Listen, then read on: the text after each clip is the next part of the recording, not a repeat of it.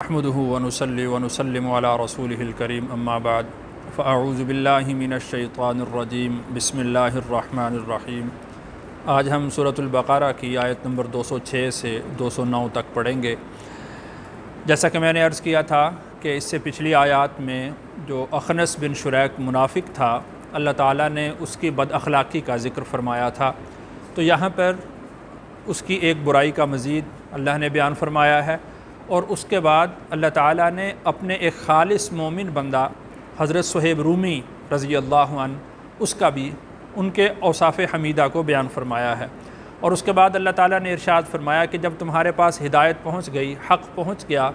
اگر اس کے بعد کوئی شخص گمراہی کی طرف جاتا ہے تو پھر اللہ تعالیٰ بہت زبردست ہیں، اللہ کی گرفت بڑی مضبوط ہے، اللہ تعالیٰ اس کو پکڑیں گے۔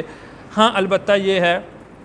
کہ تمہیں حکم یہ دیا جاتا ہے کہ تم پورے کے پورے اسلام میں داخل ہو جاؤ، اپنے ایمان کے اعتبار سے، عقائد کے اعتبار سے، اعمال کے اعتبار سے، اخلاق کے اعتبار سے تم پورے کے پورے اسلام میں داخل ہو جاؤ۔ ترجمہ دیکھتے ہیں۔ وَإِذَا قِيلَ، اور جب کہا جاتا ہے، لہو، اس سے، اتق اللہ، تو اللہ سے ڈر، اخذتہ العزت، آمادہ کرتا ہے اس کو العزت غرور، تکبر، بالاسم، گناہ پر، فحسبہ، تو کافی ہے اس کے لیے، جہنم، جہنم، ولبئس المہاد، اور بہت برا ٹھکانہ ہے۔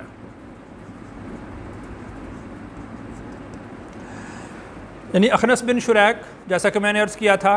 کہ لوگوں کے مال کو خراب کرنا، جانوروں کو ذبح کر دینا، ان کی کونچے کاٹ دینا، ان کی کھیتیوں کو خراب کرنا، لیکن جب اس کو نصیحت کی جاتی تھی کہ بھئی اس طرح نہ کرو، تم اللہ سے ڈرو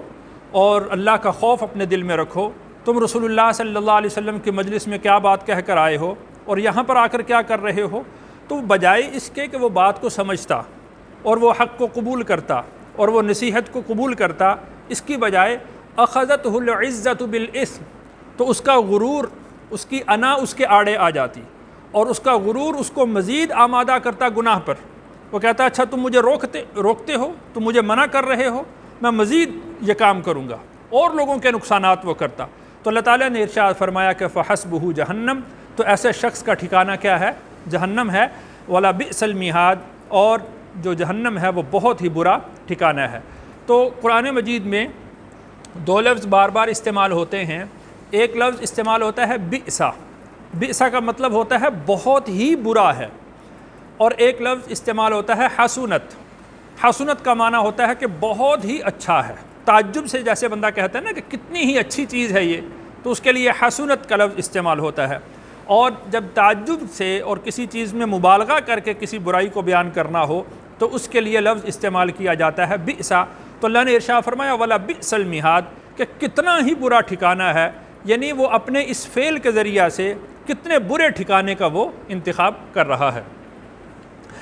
وَمِنَ النَّاسِ، اور کوئی لوگوں میں سے، مَن یشری، جو خریدتا ہے، نفسہ، اپنے نفس کو، اپنی جان کو، ابتغاء، تلاش کرتے ہوئے، مرضات اللہ، اللہ کی رضا، واللہ، اور اللہ، رؤوف، مہربان ہیں، بالعباد، بندوں پر۔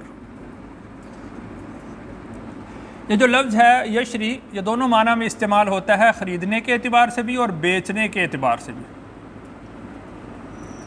یوں سمجھ لیں کہ دونوں معنی اس کے لیے استعمال ہوتے ہیں۔ تو اللہ تعالیٰ نے ارشاد فرمایا اور لوگوں میں سے ایک شخص ایسا بھی ہے کہ جس نے اپنے نفس کو بیچ دیا، اور اپنے نفس کو کس کے عوض بیچا؟ اللہ کی رضا کے عوض۔ جب اس نے اپنے نفس کو بیچا ہے اللہ کی رضا کے عوض، تو اللہ تعالیٰ اپنے بندوں پر بہت مہربان ہے۔ تو اس میں واقعہ ہے حضرت صہیب رومی رضی اللہ عنہ کا۔ حضرت صہیب رضی اللہ عنہ نے مکہ مکرمہ سے ہجرت کرنے کا ارادہ کیا، تو راستے میں مشرکین مکہ نے ان کو پکڑ لیا، ان کو روک لیا۔ تو حضرت صہیب رومی رضی اللہ عنہ نے کہا کہ میں تمہیں جتنا میرا مال مکہ مکرمہ میں ہے وہ سارا کا سارا مال تمہیں میں دے دیتا ہوں، تم مجھے ہجرت کرنے دو، تم مجھے رسول اللہ صلی اللہ علیہ وسلم کے پاس مدینہ منورہ جانے دو۔ وہ مشرکین اس بات پر راضی ہو گئے۔ حضرت صہیب رضی اللہ عنہ نے اپنے مال کا سارا پتہ بتایا اور وہ خود مدینہ منورہ میں چل دیے۔ اور جب رسول اللہ صلی اللہ علیہ وسلم کی خدمت میں حاضر ہوئے تو آپ علیہ الصلاۃ والسلام ان کی اس قربانی پر بہت خوش ہوئے اور ان کو فرمایا کہ تمہارے بارے میں اللہ نے یہ آیت نازل فرمائی ہے کہ لوگوں میں سے کچھ ایسے بھی ہیں کہ جنہوں نے اپنی ذات کو بیچ ڈالا ہے،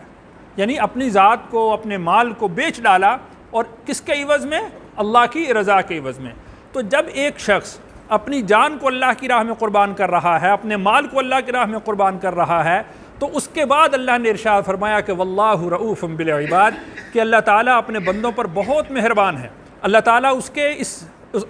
کی اس قربانی کو ضائع نہیں کریں گے۔ یہ جو اس نے محنت اٹھائی ہے، مشقت برداشت کی ہے، یہ جو اس نے قربانی دی ہے، اللہ تعالیٰ اس کی اس قربانی کو قطعاً ضائع نہیں کریں گے۔ تو یہ یوں سمجھ لیجئے کہ دو لوگوں کا تقابل اللہ نے فرما دیا کہ ایک شخص ہے اخنس بن شریک اور ایک شخص ہے صہیب رومی۔ اب تمہیں یہ دیکھنا ہے کہ تم کس کے رویہ پر چلتے ہو۔ زبان سے دعوے ہیں اسلام کے اور عمل بالکل اسلام کے مخالف ہے، یا یہ ایسا ہے کہ زبان کے ساتھ ساتھ اپنے عمل سے بھی تم یہ ثابت کرتے ہو کہ ہم اللہ کے کامل مطیع ہیں، اللہ کے کامل فرمانبردار بندے ہیں، اور اللہ کے نام پر ہم اپنی جان کو، اپنے مال کو قربان کرنے کے لیے تیار ہیں۔ آگے اللہ نے ارشاد فرمایا یا ایھا الذین آمنوا، اے ایمان والو، ادخلوا،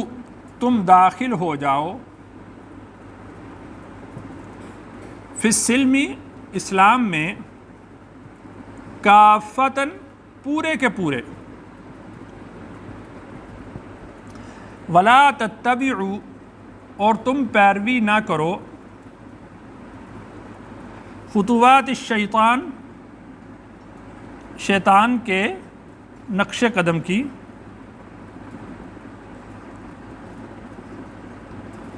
انہو، بے شک وہ، لکم، تمہارا، عدو مبین، دشمن ہے، صریح، واضح۔ تو اللہ تعالیٰ نے ارشاد فرمایا کہ تم اسلام کے اندر پورے کے پورے داخل ہو جاؤ۔ تمہارے اعمال ویسے ہونے چاہیے جیسا اسلام چاہتا ہے، تمہارے عقائد ویسے ہونے چاہیے جیسے اسلام کا تقاضا ہے۔ کسی چیز کو تم خود اچھا سمجھ کر دین میں داخل نہ کرو، اور کسی چیز کو تم خود مشکل سمجھ کر یا تمہاری طبیعت کے خلاف ہو تم اس کو دین سے خارج نہ کرو۔ تو بنیادی طور پر اس آیت کا مقصد وہ بدعت سے جان چھڑانا ہے، بدعت سے دور کرنا ہے۔ اور بعض روایات میں یوں بھی آتا ہے کہ کچھ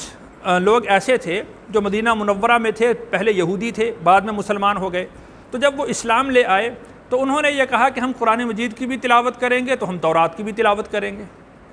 دین اسلام کے بھی احکامات کو تسلیم کریں گے، اور جو یہودیت میں ہمارے پاس جو ہمارے اعمال ہیں اور دین اسلام کے خلاف نہیں ہیں تو ہم ان کی بھی پیروی کر لیتے ہیں۔ مثال کے طور پر ہفتے کے دن کو مقدس سمجھنا، یہ یہود کے نزدیک ہفتے کا دن مقدس ہے، تو ہفتے کے دن کو مقدس سمجھنا، وہ ہفتے کے دن کو مقدس سمجھتے تھے۔ اور اسی طریقہ سے اونٹ کے گوشت سے وہ اپنے آپ کو بچاتے تھے، اونٹ کا گوشت نہیں کھاتے تھے۔ تو اللہ تعالیٰ نے ارشاد فرمایا کہ یا ایھا الذین آمنوا، اے ایمان والو، ادخلوا فی السلم کافہ،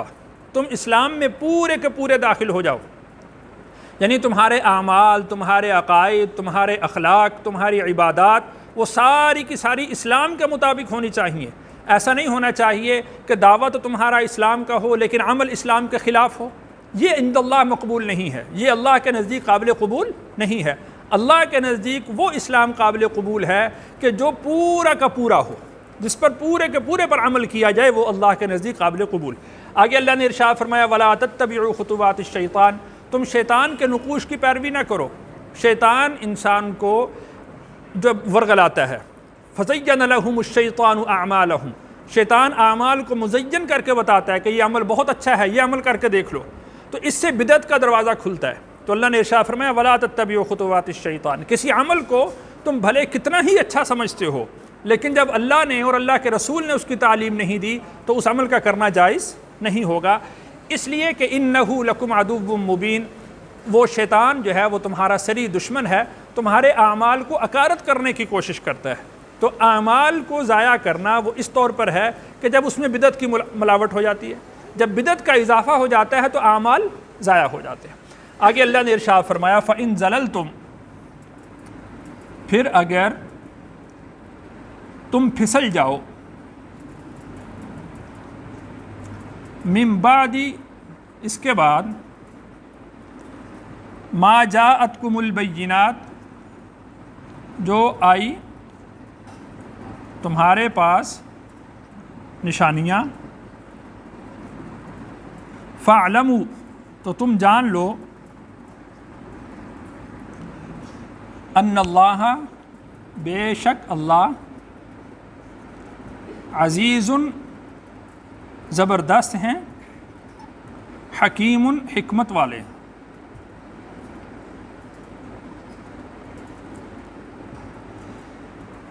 یعنی اگر کوئی شخص اسلام کے آنے کے بعد، اس کی تعلیمات پہنچنے کے بعد اور رسول اللہ صلی اللہ علیہ وسلم سے سیکھنے کے بعد، رسول اللہ کی تعلیمات سننے کے بعد پھر وہ راہ ہدایت سے بھٹکتا ہے، پھر وہ راہ ہدایت سے ہٹتا ہے، تو پھر تم یہ بات جان لو ان اللہ عزیز حکیم، اللہ کی قدرت بھی کامل ہے، اللہ کی حکمت بھی کامل ہے۔ اللہ کی قدرت ایسی کامل ہے کہ پھر اللہ کی قدرت سے کوئی نکل نہیں سکتا، اللہ کی قدرت سے کوئی بچ نہیں سکتا، اور اللہ کی حکمت بھی کامل ہے۔ اس لیے اللہ تعالیٰ فوراً کسی پر گرفت نہیں فرماتے۔ بہت سارے لوگوں کو اللہ نے توبہ کا موقع دینا ہوتا ہے اور وہ لوگ توبہ کر کے اللہ کے قریب ہونا چاہتے ہیں، تو اس وجہ سے اللہ تعالیٰ کی حکمت یہ نہیں ہوتی کہ اللہ تعالیٰ کسی پر فوراً گرفت کر لیں اور اس کو پکڑ لیں، اس لیے کہ اگر اللہ تعالیٰ اس پر فوراً گرفت کر لیں تو اللہ نے اس کو توبہ کا موقع دینا ہے، تو اس کو توبہ کا موقع نہیں ملے گا۔ تو اس سے یہ بات سمجھ لینی چاہیے کہ اگر اللہ کی طرف سے کسی کو ڈھیل مل رہی ہے تو یہ قطعاً نہیں سمجھنا چاہیے کہ وہ اللہ کی نظر میں نہیں، یا اللہ تعالیٰ اس کو پکڑتے نہیں ہیں، یا اللہ تعالیٰ نے اس کو ڈھیل دے دی ہے تو لہٰذا اللہ کی مدد اس کے ساتھ ہے۔ قطعاً ایسا نہیں ہوتا۔ جو اللہ کا قانون ہے، اللہ تعالیٰ اپنے قانون کے مطابق فیصلہ فرماتے ہیں۔ اس لیے اللہ نے ارشاد فرمایا کہ تو تم جان لو کہ اللہ تعالیٰ زبردست ہیں، کامل قدرت والے ہیں اور کامل حکمت والے ہیں۔ اللہ تعالیٰ سے دعا ہے اللہ تعالیٰ مجھے اور آپ کو قرآن کا فہم نصیب فرمائے۔